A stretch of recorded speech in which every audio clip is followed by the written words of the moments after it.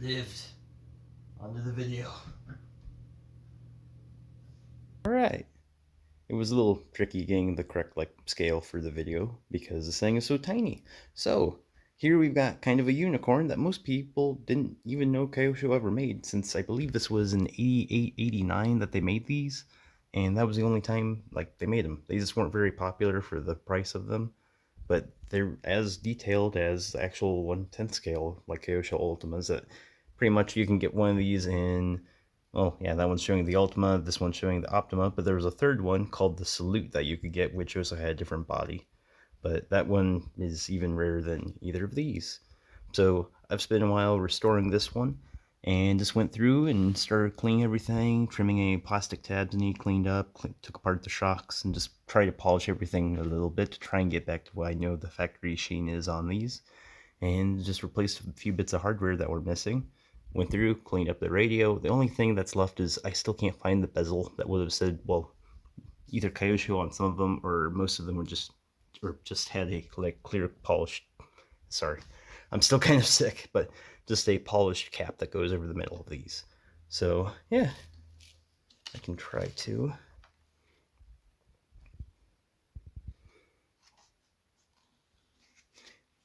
It's just there's a lot of detail in this that I wasn't expecting to find once I got into restoring this car, and there's just a lot of weird little detail.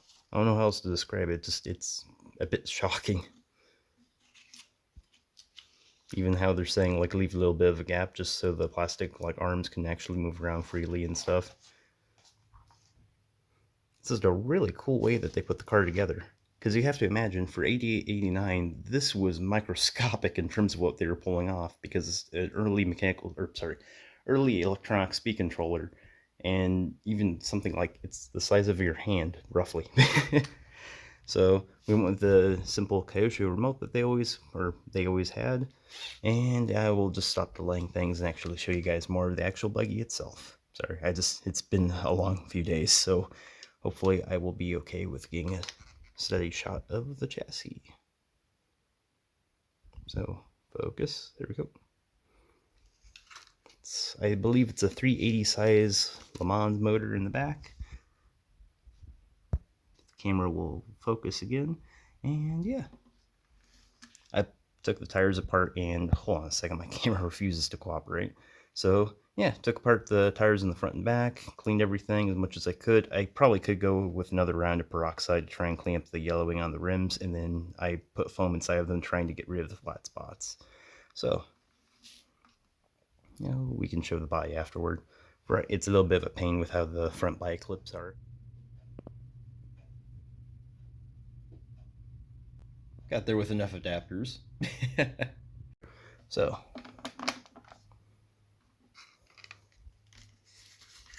and ta-da! Box and parts. So I'm gonna have a little bit of a rough time trying to drive this with one hand, but we'll see. Wonderful. So this is the original battery. It took 303 milliamps of charge. It's not a very powerful nickel cadmium battery, so we might just put it back on the table. That's a typical nickel cadmium experience. Honestly, with a friend of mine ended up buying this off of me, so once they end up getting the thing, they'll probably send me a video and I'll be able to upload an update with this. But it does work. Just battery is typical 80s nickel cadmium experience. So I'm gonna pull the body off of this now just to show you guys what's going on underneath. It was far easier with using two hands to basically get past the antenna post that didn't want to cooperate. So here's what we currently have underneath of it. Just servo tape down, kyosho servo, the the electronic speed controller and the receivers all in this one bulk item under here, and then just a really odd size kyosho nickel cadmium battery that just doesn't hold a charge, I guess.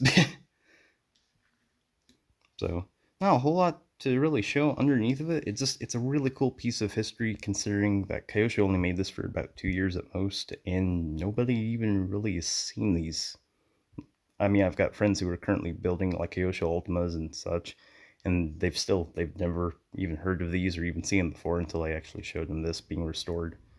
So anyways, I will get off here and try and get some other stuff done today. See you guys later.